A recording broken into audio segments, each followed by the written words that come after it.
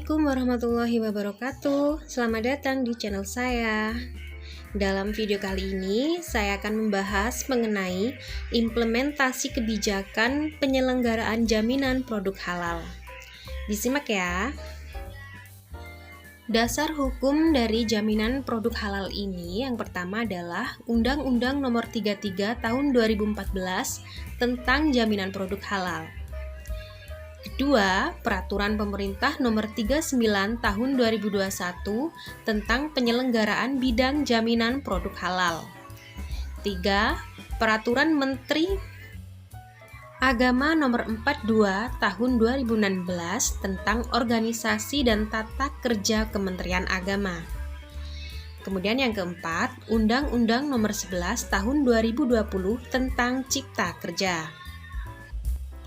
Jaminan produk halal yaitu kepastian hukum terhadap kehalalan suatu produk yang dibuktikan dengan sertifikat halal. Hal ini diatur dalam Undang-Undang Nomor 33 Tahun 2014 tentang Jaminan Produk Halal. 2. Undang-Undang Nomor 11 Tahun 2020 tentang Cipta Kerja. 3. Peraturan Perundangan Nomor 39 Tahun 2021 tentang penyelenggaraan bidang JPH. Mengenai pembinaan dan pengawasan, BPJH melakukan pembinaan dan pengawasan terhadap jaminan produk halal. Adapun sertifikat halal, yaitu pengakuan kehalalan suatu produk yang dikeluarkan oleh BPJPH berdasarkan fatwa halal tertulis yang dikeluarkan oleh MUI. Tujuan dari jaminan produk halal yang pertama, memberikan kenyamanan, keamanan, keselamatan, dan kepastian ketersediaan produk halal bagi masyarakat dalam mengonsumsi dan menggunakan produk. 2. Meningkatkan nilai tambah bagi pelaku usaha untuk memproduksi dan menjual produk halal. Adapun produk-produk yang dapat disertifikat halal bisa berupa barang ataupun jasa. Yang berupa barang misalnya makanan, minuman, obat, kosmetik, produk kimiawi, produk biologi, produk rekayasa genetik, dan barang gunaan. Produk yang berupa jasa diantaranya penyembelihan, pengolahan, penyimpanan, pengemasan, pendistribusian, penjualan, dan penyajian. Berikutnya latar belakang, tujuan, dan wewenang BPJH.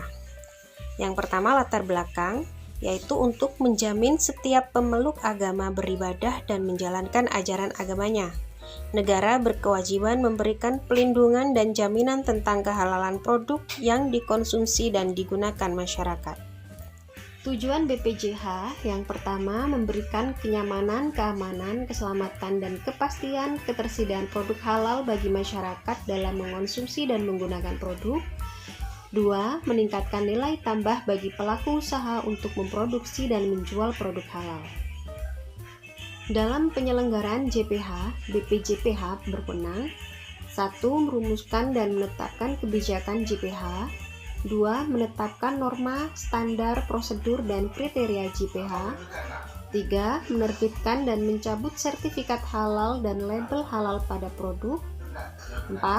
Melakukan registrasi sertifikat halal pada produk luar negeri.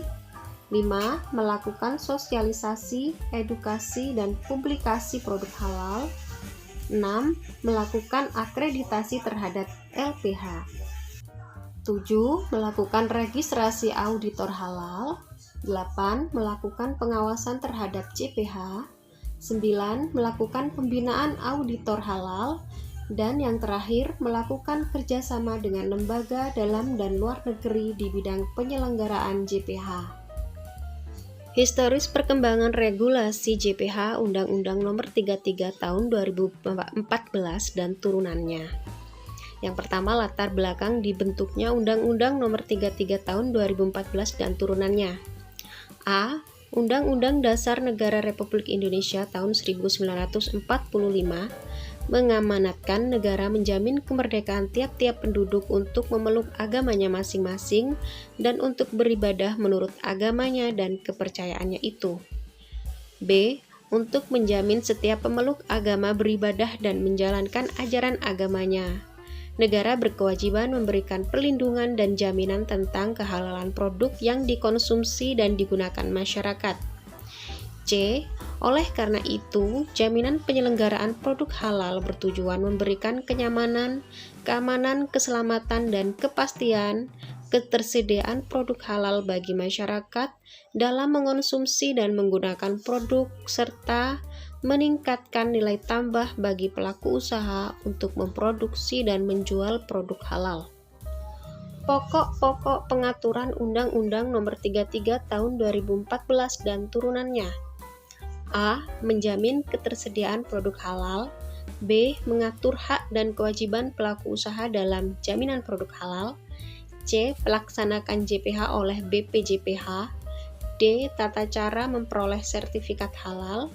E. Kerjasama BPJPH dengan kementerian atau lembaga terkait, MUI dan LPH. F. Pengawasan JPH. G. Sanksi administratif dan sanksi pidana. Regulasi JPH setelah Undang-Undang Cipta Kerja. Latar belakang Undang-Undang Cipta Kerja. 1. Presiden Joko Widodo dalam pidato pelantikannya pada 20 Oktober 2019 menyampaikan rencananya mengenai perumusan Omnibus Law atau Undang-Undang Cipta Kerja bersama DPR. 2. Pada Februari 2020, pemerintah Indonesia mengajukan draft Undang-Undang Cipta Kerja kepada DPR. Semangat pembentukan Undang-Undang Cipta Kerja adalah untuk menciptakan lapangan kerja dan meningkatkan investasi asing dan dalam negeri dengan mengurangi persyaratan peraturan izin usaha. Perubahan Undang-Undang Nomor 33 Tahun 2014 di dalam Undang-Undang Cipta Kerja. 1. Sejalan dengan semangat di dalam Undang-Undang Cipta Kerja, Undang-Undang Nomor 33 Tahun 2014 juga mengalami perubahan. 2. Perubahan yang terdapat dalam Undang-Undang Cipta Kerja berkenaan dengan sektor halal bertujuan untuk mempercepat dan memperluas layanan sertifikasi halal. 3. Terdapat 22 pasal dalam Undang-Undang Nomor 33 Tahun 2014 yang mengalami perubahan dengan penambahan 2 pasal baru. 4. Secara keseluruhan, proses sertifikasi halal dipangkas menjadi 21 hari dari sebelumnya 97 hari untuk proses dalam negeri dan 117 hari kerja untuk proses luar negeri. Adapun pokok-pokok perubahan: 1. Proses bisnis sertifikasi halal. 2. Kerjasama BPJPH. 3. LPH. 4. Auditor halal. 5. Penyelia halal. 6. Peran masyarakat. 7. Sertifikat halal. 8. Label halal. 9. Self-declare. 10. Sanksi administratif. Pelatihan dan sertifikasi auditor halal. Auditor halal adalah orang yang memiliki kemampuan melakukan pemeriksaan kehalalan produk. Hal ini diatur dalam PP Nomor 39 Tahun 2021 Pasal 1 Angka 13. Syarat auditor halal: 1. WNI. 2. Beragama Islam. 3. Berpendidikan paling rendah sarjana strata 1 di bidang pangan, kimia, dan teknik industri, biologi, farmasi, kedokteran, tata boga, atau pertanian. D. Memahami dan memiliki wawasan luas mengenai kehalalan produk menurut syariat Islam. Kemudian berikutnya, mendahulukan kepentingan umat di atas kepentingan pribadi dan atau golongan. Hal ini diatur dalam PP Nomor 39 Tahun 2021 Pasal 40. Pelatihan auditor halal dilaksanakan oleh BPJPH, perguruan tinggi, dan atau lembaga pelatihan lain yang terakreditasi sesuai dan lembaga pelatihan lain yang terakreditasi melaksanakan pelatihan auditor halal ditetapkan oleh BPJPH. Sertifikat kompetensi auditor halal dilaksanakan oleh BPJPH dan dapat bekerja sama dengan lembaga yang memiliki kewenangan penjaminan mutu kompetensi profesi. Dalam hal ini, mendapatkan sertifikat auditor halal setelah mengikuti dan lulus pelatihan atau sertifikasi kompetensi auditor halal. Registrasi auditor halal dimulai dari permohonan. Auditor halal mengajukan permohonan tertulis kepada LPH. Permohonan tertulis ini dengan melampirkan kartu tanda penduduk, daftar riwayat hidup, salinan ijazah sarjana yang dilegalisir di bidang pangan, kimia, biokimia, teknik industri, biologi, atau farmasi. Kemudian berikutnya, salinan sertifikat pelatihan auditor halal dan atau sertifikat kompetensi auditor halal yang dilegalisasi. Dan yang terakhir, surat pernyataan bermaterai untuk mendahulukan kepentingan umat di atas kepentingan pribadi dan atau golongan. Berikutnya LPH menerima permohonan tertulis auditor halal, kemudian melakukan verifikasi. Kemudian pengangkatan, LPH mengeluarkan keputusan pengangkatan auditor halal.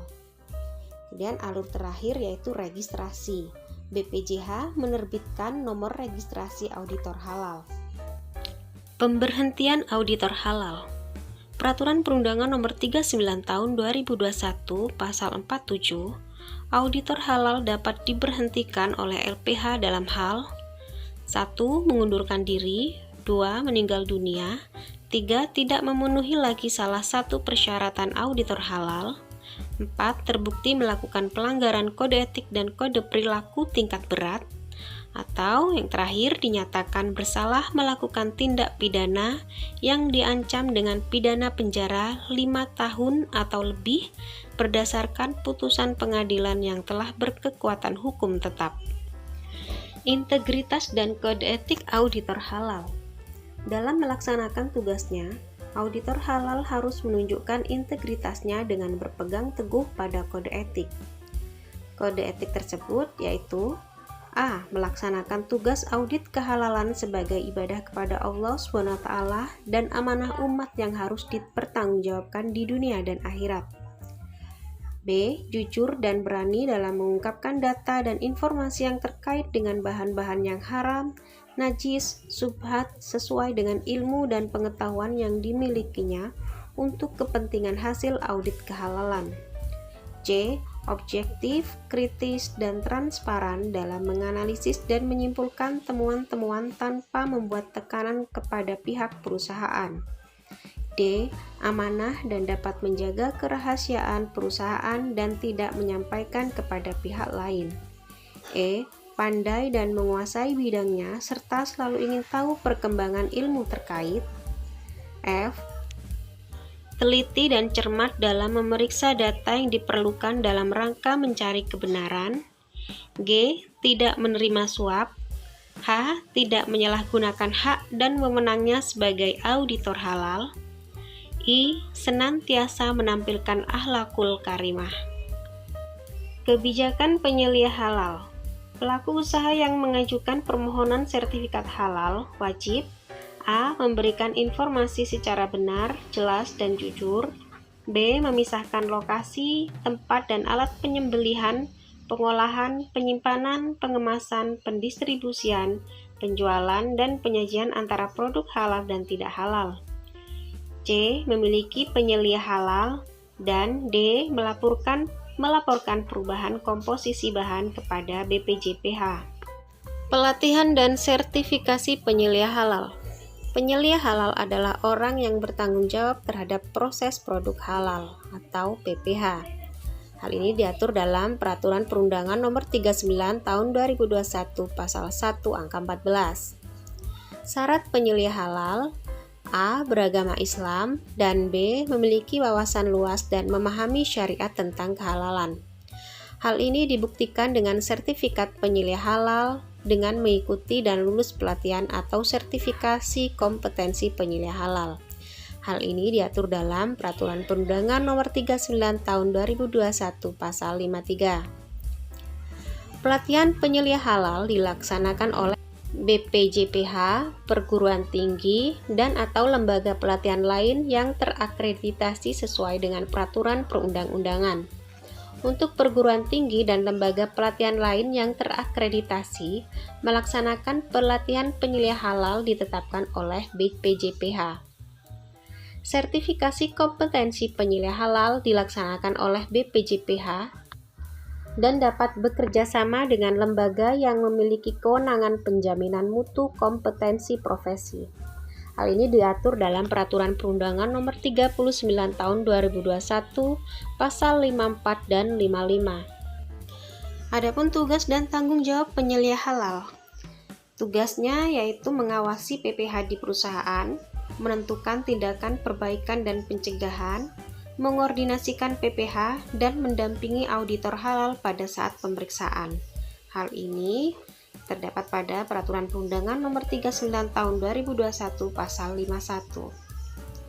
Tanggung jawab penyelia halal. A. Menerapkan ketentuan peraturan perundang-undangan mengenai JPH. B. Menerapkan sistem JPH. Sistem JPH yang terintegrasi, disusun, diterapkan, dan dipelihara untuk mengatur bahan, proses produksi, produk, sumber daya, dan prosedur dalam rangka menjaga kesinambungan PPH. C. Menyusun rencana PPH. D. Menerapkan manajemen resiko pengendalian PPH.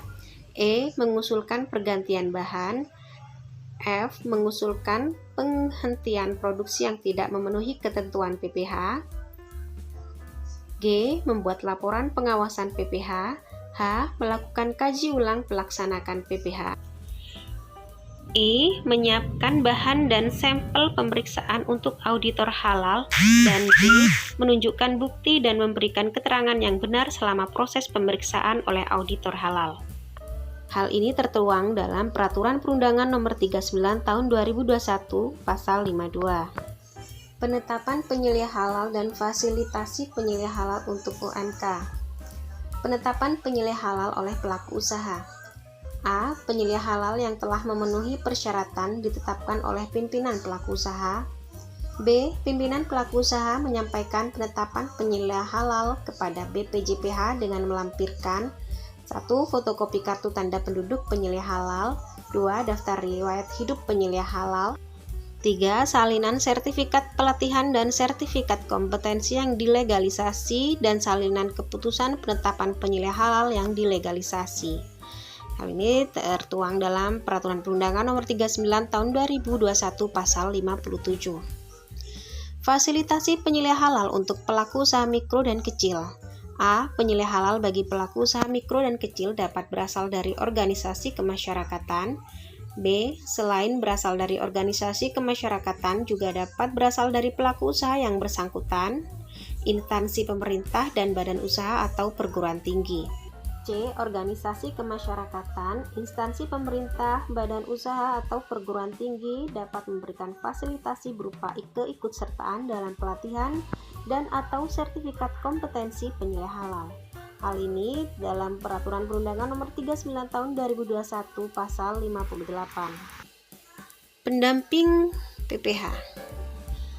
Apakah pendamping PPH itu? Yaitu proses verifikasi dan validasi pernyataan kehalalan oleh pelaku usaha atau self-declare. Tertuang dalam Peraturan Perundangan 39 Pasal 80 2021. Ketentuan terkait pelaku usaha mikro dan kecil pada Peraturan Perundangan 39 Tahun 2001 dengan penyelenggaraan bidang JPH. Pasal 79, sertifikasi halal bagi pelaku usaha mikro dan kecil didasarkan atas pernyataan pelaku usaha mikro dan kecil. Pelaku usaha mikro dan kecil yang merupakan usaha produktif yang memiliki kekayaan bersih atau memiliki hasil penjualan tahunan sesuai dengan ketentuan peraturan perundang-undangan. Pernyataan pelaku usaha mikro dan kecil dilakukan berdasarkan standar halal yang ditetapkan oleh BPJPH. Hal ini tertuang dalam Pasal 79 PP 39 Tahun 2021 mengenai pendampingan PPH. Pertama, pernyataan pelaku usaha mikro dan kecil berdasarkan standar halal yang ditetapkan oleh BPJPH. Standar halal paling sedikit terdiri atas adanya pernyataan pelaku usaha yang berupa akad atau ikrar yang berisi 1. Kehalalan produk dan bahan yang digunakan, dan 2. PPh. B. Adanya pendampingan PPh. Pernyataan pelaku usaha, kriterianya 1. Produk tidak beresiko, 2. Bahan sudah pasti kehalalannya, 3. Proses produksi yang dipastikan kehalalannya dan sederhana. Akad atau ikrar halal pelaku usaha setelah lolos verifikasi oleh pendamping PPh. Alur pendampingan PPh dimulai dari pelaku usaha membuat skema bahan dan PPh.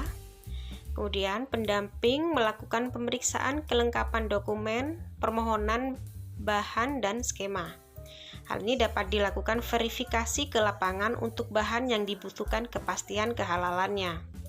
Berikutnya, pelaku usaha dan pendamping melakukan tindakan koreksi terhadap bahan atau PPh, kemudian membuat akad atau ikrar pernyataan kehalalan produk.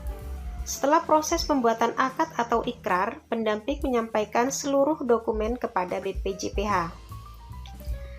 Lalu BPJPH menerima dan memverifikasi dokumen permohonan, kemudian menyerahkan kepada MUI. Kemudian MUI melakukan sidang fatwa dan penetapan halal. Kemudian alur terakhir yaitu BPJPH menerbitkan sertifikat halal. Pengawasan jaminan produk halal dilakukan terhadap A. LPH, B. Masa berlaku sertifikat halal, C. Kehalalan produk, D. Pencantuman label halal, E. Pencantuman keterangan tidak halal, F. Pemisahan lokasi, tempat, dan alat penyembelihan, pengolahan, penyimpanan, pengemasan, pendistribusian, penjualan, serta penyajian antara produk halal dan tidak halal. G. Keberadaan penyelia halal, dan atau H. Kegiatan lain yang berkaitan dengan JPH. Masyarakat juga dapat berperan serta dalam penyelenggaraan JPH dengan sebagai sosialisasi dan edukasi mengenai JPH, pendampingan dalam PPh, pemasaran dalam jejaring ormas Islam berbadan hukum, publikasi bahwa produk berada dalam pendampingan, dan pengawasan produk halal yang beredar. Hal ini tertuang dalam PP Nomor 39 Tahun 2021 Pasal 144.